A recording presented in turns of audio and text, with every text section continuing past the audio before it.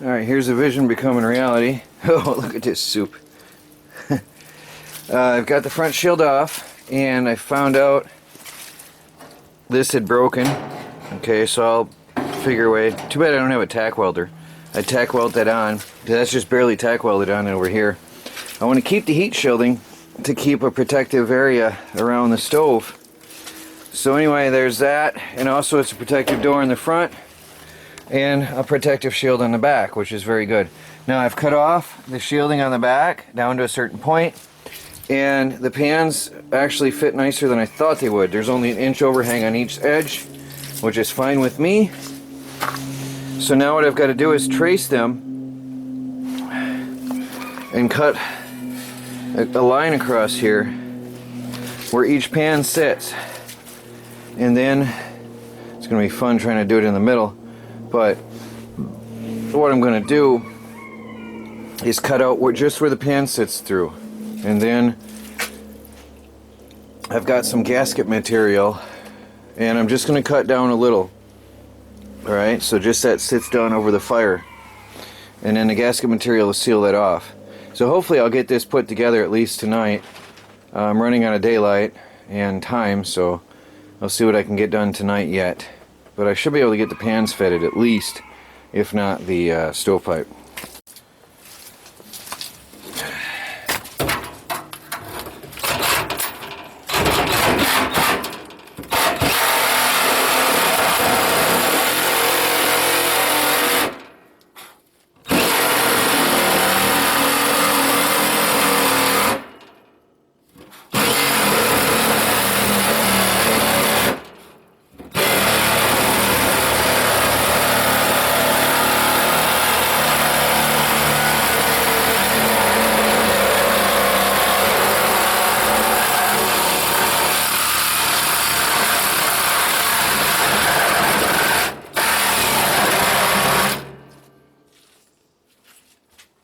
It's hard to see the lines.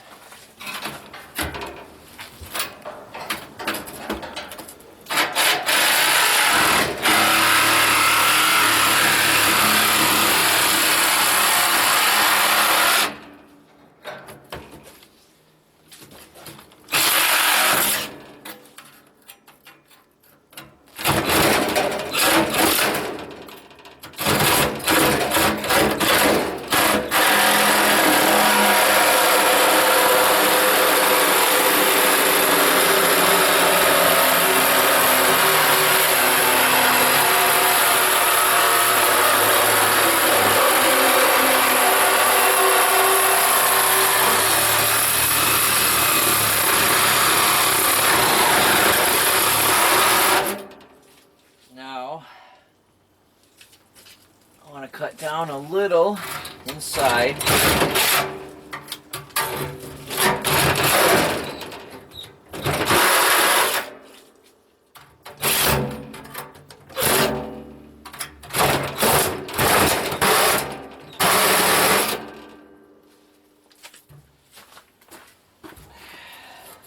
I want to take that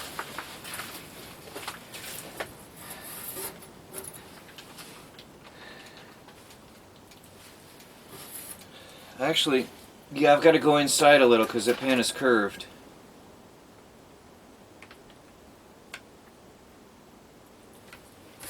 I think.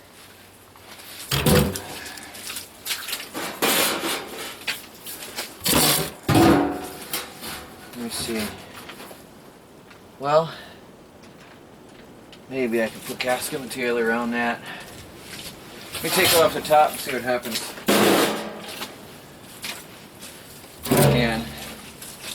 And get it in there.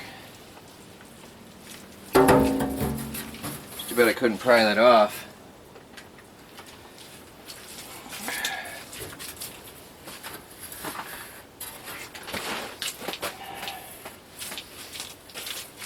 I've never done this much cutting with a saw like this before, so I'm not sure how to. I'm going to be able to start a cut very easily.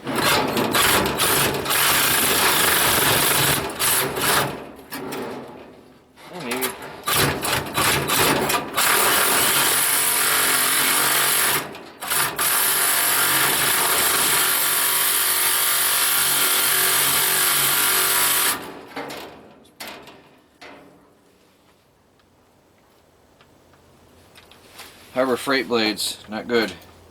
They cut, but they're bending like mad on me, really bad.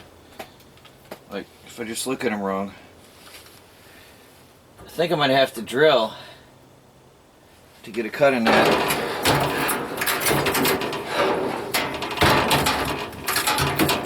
Shield is not helping. Alright, well, I'm going to get that off. Well, there's one pan. I'll have to trim the dangerous edges off here. But nice open hole to the fire pit. Pan sits right in place. Perfect. I like it. And of course I've got gasket material to cover those holes, those gaps. No flames are going to be coming out into the sugar shack. I'm going to have about 6 gallons of sap boiling at any given time in the main chamber, in the main burner. And then over here somewhere I'm going to have another, probably actually have a shelf or something with a propane stove to do the finishing of the sap right out here. So I don't know if I got enough daylight. I'm going to see if I can get the rest of this other cut done here before it's too dark. I had to get a lamp.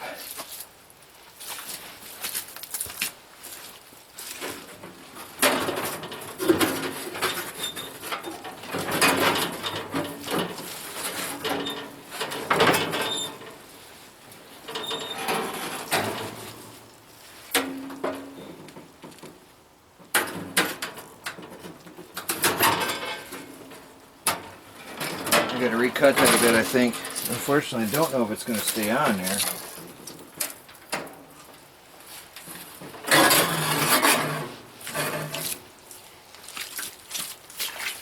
I think it's crooked. Actually, yeah.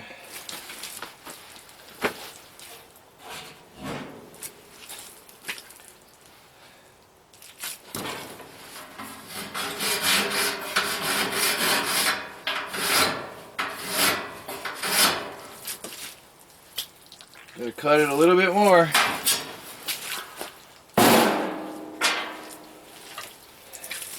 Hope that holds up.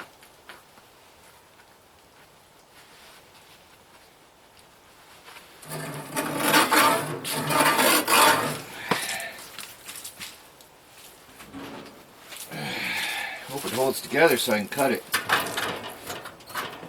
I can't do that with the glove on.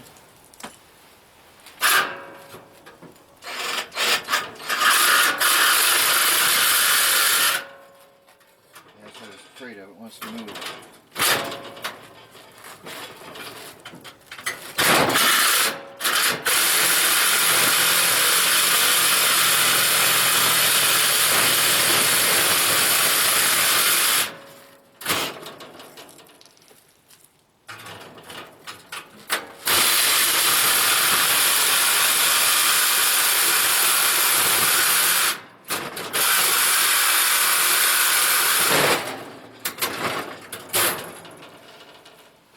Blades are garbage.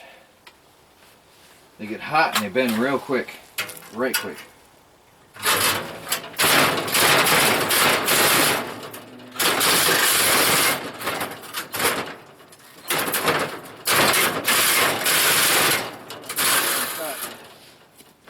don't think this is going to work. There's nothing to hold it on. I didn't foresee that that was just crimped. I don't think I can cut it now. There's nothing to hold it in place.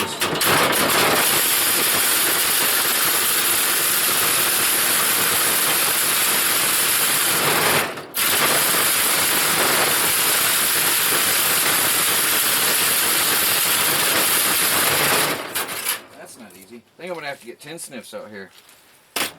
That's going to have to be the way to finish this now, because that's just a thin sheet. We're going to cut it. See, I cut crooked before. I'm going to have to get tin snips is the only way now. Cut here.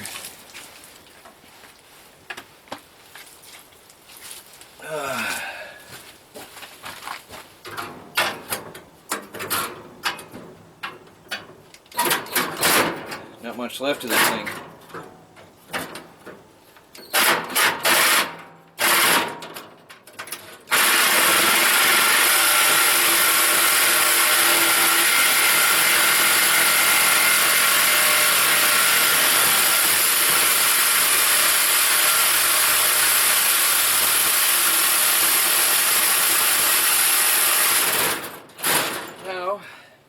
tin snips. Hope I can find them. Oh. Almost like it was made for them. That piece would not cut. That piece in the middle. It's bent right out of shape.